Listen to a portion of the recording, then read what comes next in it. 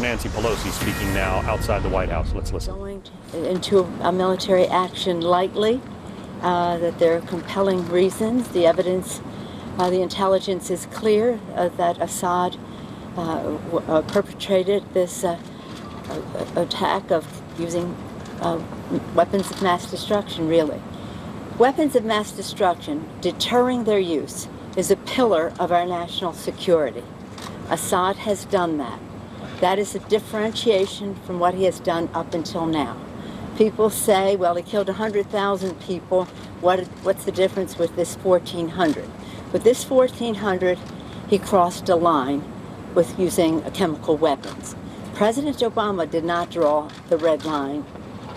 Humanity drew it decades ago, 170-some countries supporting the convention on not using chemicals, chemical warfare.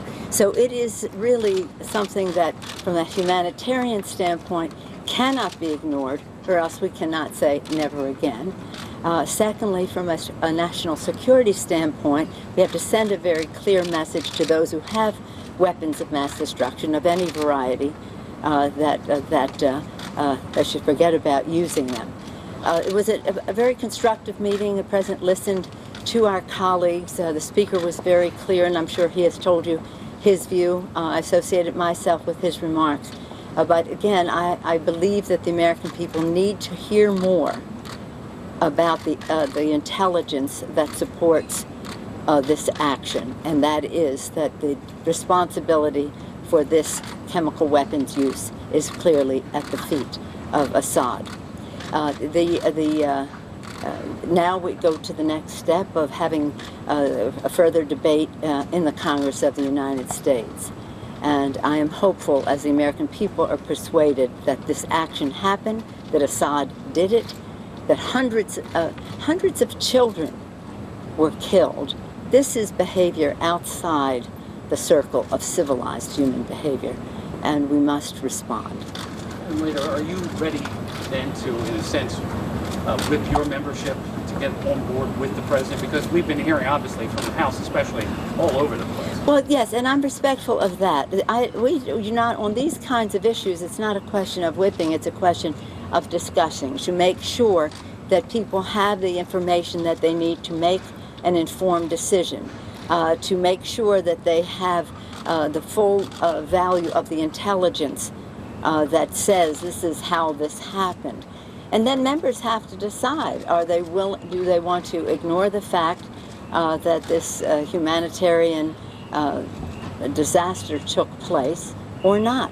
And then there's the larger issue of Syria's behavior if they get away with this. So again, very respectful of all of the concerns that the members have, that our constituents have. I do not, in my district, I don't think people are convinced that military action is necessary, but it's important for them to know that the weapons of mass destruction use has taken us to a different place, that the president takes, obviously any president would, but this president does not take this lightly, and that what will happen will be targeted, tailored, of short duration, and will send the message that is necessary, and then we go from there. So you're absolutely right, there's work to be done, but it's not a question of whipping, it's a question of discussing with our members, hearing their views, and some won't ever be comfortable with it. I myself, from a humanitarian standpoint, think that waiting for the UN and waiting for Putin, the slowest ship in the convoy of reacting to use of weapons, the chemical weapons by Assad, is a luxury that we cannot afford. I have to go. Thank you all very much. Madam Leader, you said never again. Do you want to compare this to the Holocaust? Minority Leader Nancy Pelosi of the House of Representatives. Let's listen just a moment. If Congress does reject this, can the president proceed if Congress rejects? I don't think Congress will reject, but I do want to remind you, because I've been reading some of what some of you have written, and say the president has never gone forward if Congress has not approved when it has taken up the issue. I remind you that in 1999, President Clinton brought us all together, similar to this meeting here, but over a period of time to talk about going into the Balkans. And the vote was 213 to 213. 187 Republicans voted no, 180 Democrats voted yes, about 30 on each side, something like that, went in a different way than the majority of their party. And that was when the planes were really ready to go into Bosnia. He went, and you know what happened there. So I don't think that the congressional authorization is necessary. I do think it's a good thing, and I hope that we can achieve it. And I feel pretty confident on the evidence, the intelligence, the national interest that is at stake, that we have a good conversation to have with our members. I myself, I'll tell you this story, and then I really do have to go. My 5-year-old grandson, as I was leaving San Francisco yesterday, he said to me, "Mimi," that's my name, "Mimi, war with Syria. Are you yes, war with Syria? No, war with Syria." Now he's 5 years old. And war, he's saying war. I mean, we're not talking about war, we're talking about an action. Yes, war with Syria, no war with Syria. I said, "Well, what do you think?" He said, "I think no war." I said, "Well, I generally agree with that, but you know, they've killed hundreds of children there. They've killed hundreds of children." And he said, 5 years old, "Were these children in the United States?" And I said, "Well, no, but they're children wherever they are."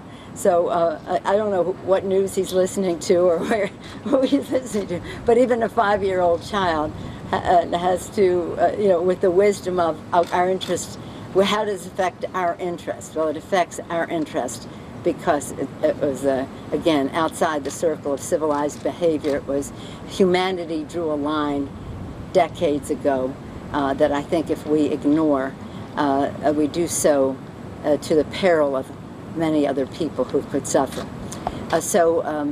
In any event, I just go back to the point, in the Balkans, Congress 213 failed for lack of a majority, but President Clinton went in. Do Democrats need this to be tightened, the authorization rewritten, and to be more narrowly focused? I think that's a subject of discussion. There's some people want it broader and some people want it more narrow. I think that's an open discussion. What would you What do like? you need, Matthews? Well, I want to hear what my members have to say. Thank you.